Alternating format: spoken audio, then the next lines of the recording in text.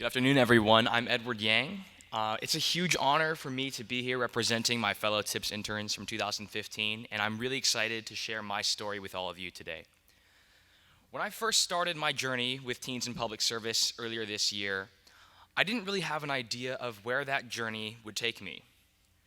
If you aren't familiar with the TIP selection process, every spring the selection committee does a great job with a difficult task of narrowing down a field of hundreds of outstanding applicants into a final group of interns for that year.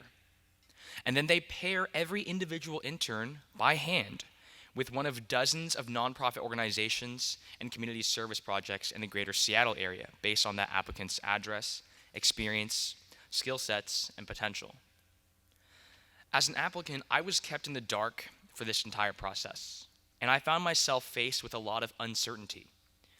I didn't know if I was going to enjoy my work, if I was going to be a good fit for my internship placement, and probably the selection committee didn't know either, although I'd like to think that they had a better idea than I did.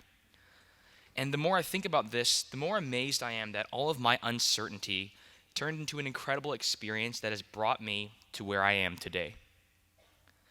But in fact, one of the very things that I learned from my TIPS experience is that uncertainty becomes more difficult and almost impossible to avoid in the real world. Uncertainty becomes an inseparable element from work and life.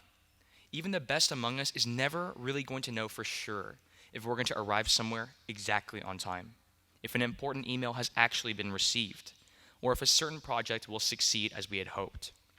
It's really counterintuitive. The more that we prepare and plan ahead and take necessary precautions, the more we seem to worry about the possibility of failure, of our work not meeting expectations. It seems now that we spend so much time and effort worrying about uncertainty that we can't focus on what really matters, and that is purpose. I've learned that purpose should be at the core of everything that you choose to do.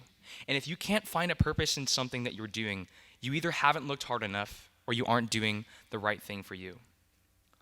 As a high school student growing up with a lot of uncertainty about my own future, I can empathize with many teens in my very position who feel lost, unsure of what to do with their lives and what to make of themselves. And to an adult, it might seem almost trivial that someone so young and so relatively inexperienced would suffer these kinds of thoughts.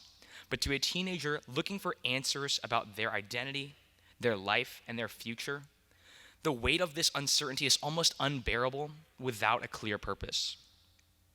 So how does purpose change life? That's a question that I'm still trying to answer, but I know that it can because I've seen it happen. As I started to do more and more at my internship at Wonderland, I began to see how much their dedicated staff cared about the families and children that they were serving. These specialists and therapists have found their purpose, and it motivates them to persevere when working around a difficult family situation or trying to correct a troublesome behavioral tendency. This purpose inspires the work that they do and allows them to ignore the stress and uncertainty surrounding a child's developmental goals and reminds them that at the end of the day, a child's smile is one of the most beautiful things on earth. I had the opportunity to watch many of these vulnerable children grow and develop throughout the summer, and I interacted with them myself whenever they came to the center. I heard countless stories and testimonials of families and children whose lives had been dramatically changed and improved throughout Wonderland's 46-year history. The fact that 3 months of work from a part-time teenage intern can play a part in such a significant change in one child's life and their future is an incredible thought. I found myself motivated to take on my internship and let go of my misgivings, my self-doubt, and my uncertainty. I realized that with every task I completed, however different in nature or difficulty, I was taking another step towards the singular purpose of making a child's day and their life a little bit better. And even though this might not eventually be my singular purpose in life, I know that my experience inspired how I think about my life and helped me understand how much the impact of my work is needed and appreciated in my community. Every TIPS intern experiences their discovery of purpose at a different internship and under different circumstances. But it is this purpose that motivates them to do the great work that they've been doing in Seattle communities for almost 20 years. The way that TIPS is able to support and empower young people like me to serve their communities really creates a lasting impact for teens in my generation by creating an ethos of service, compassion, and leadership. Without an opportunity like this, without an experience like TIPS that changes lives, I wouldn't be sure as to whether or not my generation would ever be able to overcome the uncertainties of our future. But thanks to all of you, I can stand here with the confidence that we can do it. So in closing, I'd like to share some final thoughts about the issues of my generation with a poem. Here is Lost Generation by Jonathan Reed. I am part of a lost generation, and I refuse to believe that I can change the world.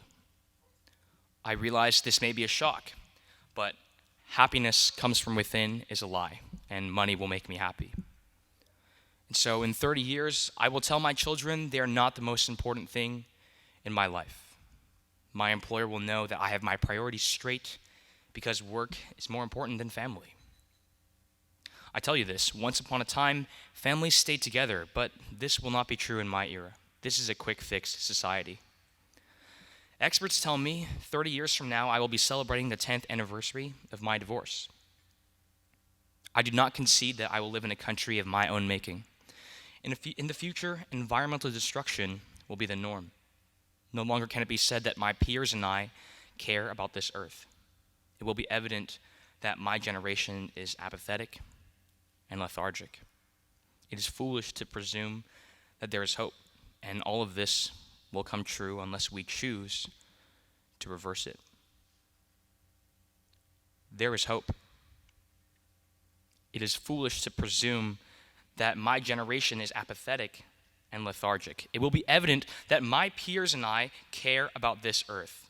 No longer can it be said that environmental destruction will be the norm. In the future, I will live in a country of my own making.